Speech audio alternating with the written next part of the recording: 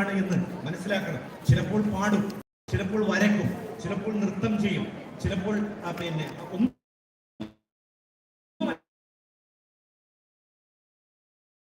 െങ്കിലും അവരുടെ എന്തെങ്കിലും ഒരു ചൈൽഡ് വിത്ത് സ്പെഷ്യൽ നീഡ് ആയിട്ടുള്ള ഒരു കുട്ടി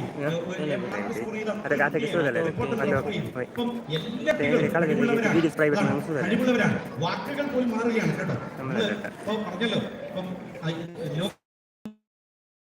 മൂന്നാമത്തെ ജെൻഡറിനെ വിശേഷിപ്പിക്കേണ്ട സ്പെക്ട്രം എന്തിനാണത്?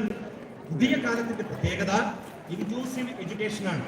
വിദ്യാഭ്യാസം എന്ന് പറയുന്നത് ഞാൻ പറഞ്ഞു വരുമ്പോൾ എഡ്യൂക്കേഷൻ ഞാനും പറയുമായിരിക്കും. ഇവിടെ ഇപ്പം ബഹുമാനപ്പെട്ട ഫാദർ ഇരിക്കുന്നുണ്ട്, സ്പെഷ്യൽ സ്കൂളിന്റെ അധിപനായിട്ടുള്ള ഫാദർ.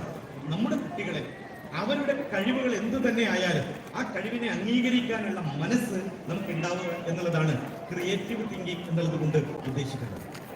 നാലാമത്തെ കാര്യം എന്ന് പറയുന്നത് പ്രോബ്ലം സോൾവിങ് സ്കില്ലാണ്, പ്രശ്ന പരിഹരണ ശേഷിയാണ്.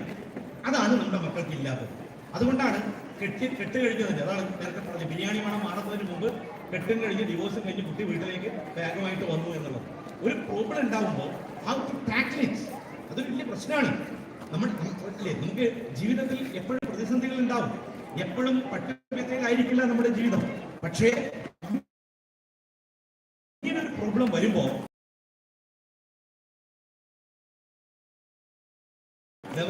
അവര് പഠിപ്പിക്കണം, ത്യാഗം പഠിപ്പിക്കണം.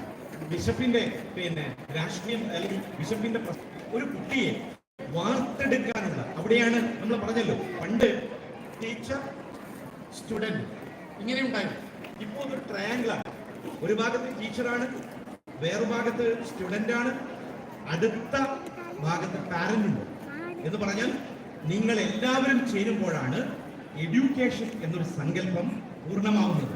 അതുകൊണ്ട് നിരന്തരമായി നിങ്ങളുടെ കുട്ടികളുടെ കൂടെ യാത്ര ചെയ്യാനുള്ള ഒരു മനസ്സ്, നേരത്തെ ബഹുമാനപ്പെട്ട അധ്യക്ഷൻ പറഞ്ഞതുപോലെ 2ാം ക്ലാസ്സിൽ തോറ്റിരിക്കുന്നു എന്ന് പറഞ്ഞത് കൽപ്പറ്റ ഒരു കവിത. നിങ്ങളുടെ കുട്ടി 1ാം ക്ലാസ്സിൽ പഠിക്കുമ്പോൾ മനസ്സുകൊണ്ട് നിങ്ങളും 1ാം ക്ലാസ്സിൽ ചേരണം. നിങ്ങളുടെ കുട്ടി 2ാം ക്ലാസ്സിലേക്ക് പോകുമ്പോൾ മനസ്സുകൊണ്ട് നിങ്ങളും 2ാം ക്ലാസ്സിലേക്ക് പോകണം. അങ്ങനെ അവരുടെ ഓരോ വളർച്ചയിലും താങ്ങായിട്ടും തണലായിട്ടും നിങ്ങൾ ഉണ്ടാവണം. അപ്പോഴാണ് കുട്ടിക്ക് രക്ഷാകർത്തൃത്വം ഫീൽ ചെയ്യുക. അല്ലാതെ നല്ല ഭക്ഷണം വാങ്ങി കൊടുത്തുകൊണ്ടോ, അൽഫാം വാങ്ങി കൊടുത്തുകൊണ്ടോ, ബിരിയാണി വാങ്ങി കൊടുത്തുകൊണ്ടോ, നല്ല വസ്ത്രം വാങ്ങി കൊടുത്തുകൊണ്ടോ ഒന്നും കുട്ടിക്കത് ഫീൽ ചെയ്യില്ല. അച്ഛൻ ആര്, അല്ലെങ്കിൽ ഉപ്പയാര്, ഉമ്മയാര് എന്നൊക്കെ. ഇപ്പം എന്റെ മുന്നിൽ വന്ന ഒറ്റ പ്രശ്നം കൂടി പറഞ്ഞ് ഞാൻ അവസാനിപ്പിക്കും.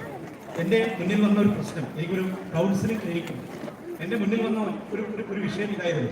അതായത് 5 വർഷത്തിന് ശേഷം ഒരു പ്രത്യേക പ്രശ്നത്തിൽ ജയിൽവാസം അനുഷ്ഠിച്ചിട്ട് സൗദിയിൽ നിന്ന് നാട്ടിലേക്ക് വന്ന വാപ്പയെ കുട്ടി വിളിക്കുന്നത് മാമ എന്ന്. അപ്പോൾ അദ്ദേഹത്തിന്റെ ആവശ്യത്രേ ഉള്ളൂ, എന്നെ ഒന്ന് വാപ്പ എന്ന് വിളിപ്പിക്കാൻ മാർക്ക് പറ്റും. ഞാൻ പഠിച്ച പണി 18 നോക്കി, പറ്റിയില്ല.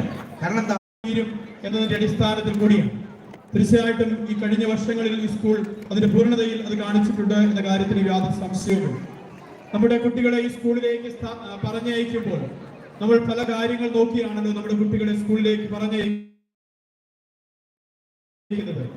എന്റെ കുട്ടി ഈ സ്കൂളിൽ സുരക്ഷിതമായിരിക്കും, എന്റെ കുട്ടിക്ക് നല്ലൊരു വിദ്യാഭ്യാസം ഈ സ്കൂളിൽ ലഭിക്കും, ഈ കുട്ടി മറ്റു മാർഗങ്ങളിലൂടെയൊന്നും ഈ സ്കൂളിലൂടെ കടന്നു പോകുകയില്ല എന്നുള്ള ഉറച്ച ബോധ്യത്തോടു കൂടി തന്നെയാണ് നമ്മുടെ കുട്ടികളെ വിദൂരങ്ങളിൽ നിന്ന് പോലും നമ്മുടെ സ്കൂളിലേക്ക് പറഞ്ഞയക്കുന്നത്.